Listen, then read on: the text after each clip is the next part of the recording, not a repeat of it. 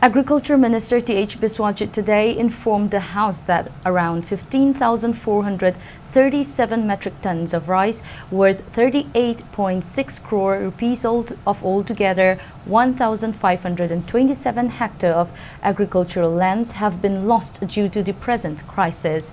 He was replying to queries raised by Congress MLA O. Suraj Kumar during the question hours on the third day of the ongoing Assembly session. The minister further informed that altogether 5,901 farmers are affected. As such, a sum of 18.37 crore rupees has been sanctioned by the State Home Department for 3,483 affected farmers in the first phase. Distribution of compensation has begun since February 21 by the DCs concerned, and the first phase is expected to be completed by the end of March.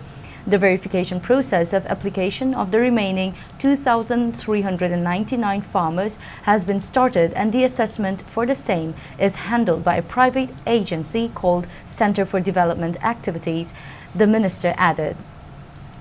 The Kangabok MLA O. Suraj Kumar questioned whether any assessment has been conducted on the economic loss in agriculture and farming sectors due to the ongoing violence that started in May 2023.